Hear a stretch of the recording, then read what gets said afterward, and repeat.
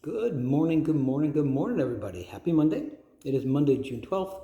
My name is Alan, and I want to welcome you to my Spiritual Growth Through Recovery podcast. The purpose of these videos is to grow my spirituality by following the AA program of recovery, and I try to do that by being as honest, vulnerable, and accountable as I can be, which is why I make these videos. It makes me put some work in, and boy, I tell you, it has been something else. It really has. So I'm no expert in AA or spirituality or recovery. I'm just trying to live life on life's terms and do it sober. So the recipe we follow here is we read the daily reading out of the AA Daily Reflections book.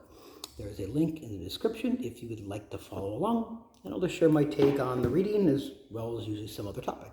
All right, so we'll get busy here. So the topic for today is going to be forming true partnerships, and I do the topic of shame, part 1. Okay? All right, June 12th. Forming true partnerships. But it is from our twisted relations with family, friends, and society at large that many of us have suffered the most. We have been especially stupid and stubborn about them. The primary fact that we fail to recognize is our total inability to form a true partnership with another human being. 12 Steps and 12 Traditions, page 53. Can these words apply to me? Am I still unable to form a true partnership with another human being? What a terrible handicap that would be for me to carry into my sober life. In my sobriety, I will meditate and pray to discover how I may be a trusted friend and companion. That one really kind of hits me hard today.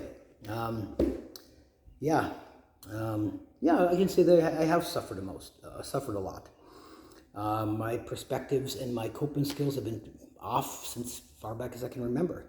And no wonder I keep fumbling my way through various relationships. My perception's off, the fear kicks in, the core beliefs dominate from time to time. I should think it was everybody else, right? Maybe at some point it was, but what does it matter, right? The line that really hit me was, the primary fact that we fail to recognize is our total inability to form a true partnership with another human being. Why is this? I guess my initial thoughts were, at some point we didn't get what we thought we deserved, we were treated unfairly, and I became hurt, resentful, afraid, and controlling. We didn't get what we wanted, so we tried to dominate and control things, and nobody likes that, right? And I guess when I read this again, when I'm driven by self-will, it's absolutely true that I have an inability to form a true partnership. When I get out of myself and be there for others, then I got a chance. Can these words apply to me? Am I still unable to form a true partnership? Sometimes I feel bombarded with selfishness and discomfort. When it's all about me, all my relationships are going to suffer. In my sobriety, I'll meditate and pray to discover how I can be a trusted friend. The focus to be how I can be a good friend and a partner, not why aren't they? And that's where my focus needs to be, keeping my side of the street clean. So, all right, so that's the first part of this reading. So I want to talk about the idea of shame. I tend to feel that a lot when I do certain things. So, what is shame, right? So, a painful feeling of humiliation or distress caused by the consciousness of wrong or foolish behavior. I see myself act a certain way, and it's like, oh, shit. Or someone brings it to my attention, and that just brings me to this place where it's like, oh, see, I'm not worthy. I'm not worth it, right?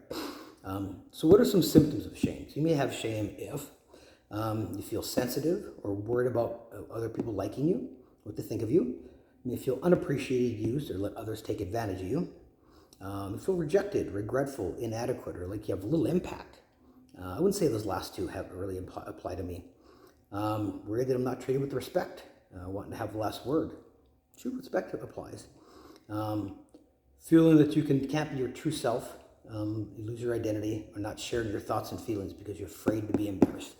I definitely used to be that way, not so much anymore. Being more worried about failure than doing something immoral or dishonorable, being a perfectionist. I used to cut corners and just not be perceived as inadequate. And then that would make me feel like shit, right? I feel like an outsider, that you're different or left out. Or feeling suspicious and like you can't trust others. I always kind of worried like they're just going to find out.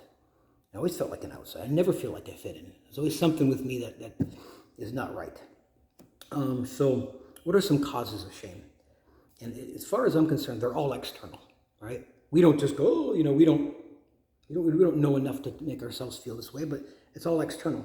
It could be a childhood trauma or neglect, some mental health disorder, social anxiety disorder, not living up to overly high standards that you set for yourself. Feels as though our flaws and inadequacies will be revealed. Yeah, they're going to find out. Victim of bullying, expectations not being met, rejection of others, or weakening of a relationship. To be honest, not a lot of those really ring true. I think at some point I tried to fit in, and when people would go, "Oh, you," and that just made me realize this action means I'm this, and I just took my cues from the outside world. So how does the shame manifest in our behaviors? I think we can lash out in anger or attack the other one to deflect that attention. Doing things that make ourselves feel small, try to avoid being a center of attention, not sharing our thoughts or feelings. Kind of like a self-protection, cope or conceal our shame. Over apologizing, crying, or avoiding conflict. It's called shame avoidance. And I do this one a lot. Doing things that soothe yourself or apologizing to others. Rationalize or justify to self. I feel this way, and so I try to make myself feel better or find, well, they didn't, I find something to justify and not have to look at that part of me. So, yeah, so I guess that's the kind of the first part of the shame. And because I still behave in ways that really impact the rest of my day or week. It throws me off because I am not being the person that I want to be. And I don't want to feel that way anymore. I know I have to realize I need to show myself some grace, and I'm not perfect. But I don't want to minimize these behaviors and these negative coping skills. So yeah. Anyway, well, I hope you got something out of the reading today. I just want to challenge you to maybe look at your relationships. Are you one that focuses on what you're getting, or focus on more what you're giving? Now, even when we give, we can, on the back end, look to receive. But where are you at, and how strong are your relationships, and where can you make some improvements, right? So anyway, well, thanks for listening. I'll be back tomorrow for another video. So until then, peace out.